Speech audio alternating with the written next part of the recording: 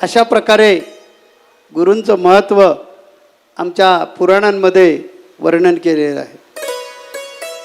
गुरु मोक्ष देनेवाले प्रत्यक्ष परब्रह्म आहेत आणि त्यांच्यामुळेच आपण आज अखंड हरिनाम सप्ताहाच्या निमित्ताने या ठिकाणी एकत्र आलेलो आहोत. या पवित्र ठिकाणी अनेक महापुरुषांची कालपासून प्रवचनं सुरू झालेली, कीर्तने सुरू आहेत, कथा सुरू आहे. हा 7 दिवस कार्यक्रम चालू राहणार आहे. अनेक जण अत्यंत बोधात्मक श्रुश्राव्य असं आपल्याला ऐकवणार आहेत. या मंगलदिनी माझ्या मनामध्ये असा एक प्रश्न निर्माण झालेला आहे की आपण सप्ताह का साजरे करतो. तर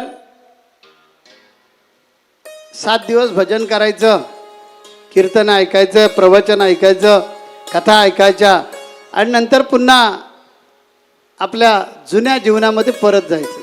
7 दिवस आपण एक नवीन प्रकारचं जीवन जगत असतो. हा उद्देश आहे का? तर नाही, हा उद्देश नाही. अखंड हरिनाम सप्ताह म्हणजे मनुष्याच्या जीवनाला दिशा देणारा एक आध्यात्मिक महायज्ञ आहे असं मी समजतो. जसं आमचा शेतकरी वर्षभर पीक घेतो, पण पेरणीचा एक विशिष्ट काळ असतो, तसाच हा सप्ताहाचा काळ आहे. यामध्ये मनामध्ये आपण काय करतो, भक्तीची पेरणीची करत असतो, त्याचा हा काळ आहे अखंड हरिनाम सप्ताह. म्हणजे वारकरी संप्रदायामध्ये अखंड हरिनाम सप्ताह म्हणजे समाज, संस्कृती आणि अध्यात्म यांना जोडणारा एक महान लोककल्याणकारी आध्यात्मिक यज्ञ म्हणजे हा अखंड हरिनाम सप्ताह असं मला वाटतं. ज्या गावामध्ये हरिनामाचा गजर होतो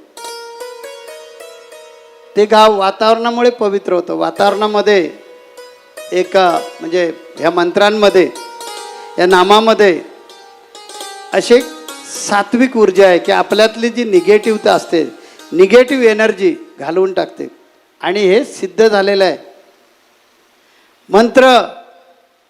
या मंत्रांमध्ये अशा प्रकारच्या काही शक्ती असतात की तुमच्यातली निगेटिव्ह एनर्जी काढून टाकून तुमच्यातल्या सात्विक एनर्जीला ती काय करते, चार्ज करते.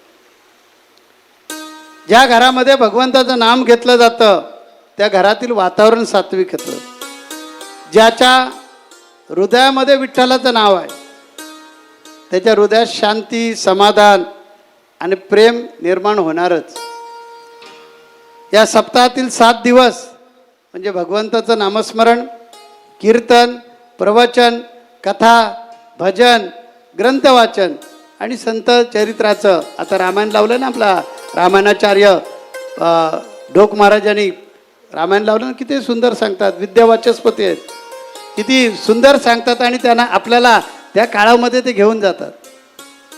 या संतांचे किती उपकार आहेत. आता मगाशी गेलेले इंदोरीकर महाराज केवढा महान तेजस्वी हिरा आहे. आपल्याला एक भूषण आहे की ते आपल्याला आपल्या कीर्तनातून अत्यंत गोड चिमटे घेतात. रेशमी चिमटे असतात, पण त्याच्या पाठीमागे त्यांची जी तगमग असते, विनोद करतात, विनोदी ढंगामध्ये ते करतात, पण त्यामध्ये घेण्यासारखं खूप खूप म्हणजे खूप आहे.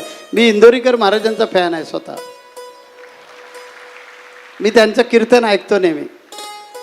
मला ज्यावेळी वेळ मिळतो प्रवासामध्ये त्यावेळेला त्यांचे ती यूट्यूबला जी कीर्तन असतात ते ऐकत असतो.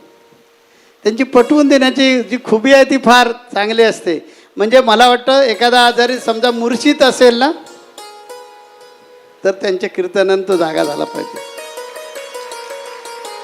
अतिशय उत्तम अशा प्रकारे करतात. ढोक महाराजांचं पण जी कथा असते त्याच्यामध्ये जिवंत रामायण उभं करण्याचं सामर्थ्य त्यांच्यामध्ये आहे. ही अलौकिक देणगी जी आहे ना ती वरूनच असते. ती भगवंतानंच अशा लोकांना पाठवलेलं असतं. तेव्हा मला वाटतं जे हास्य जत्रा लोक बघतात टेन्शन फ्री होण्यासाठी, आमच्या इंदुरीकर महाराजांचं कीर्तन आहे का, डबल डोस आहे.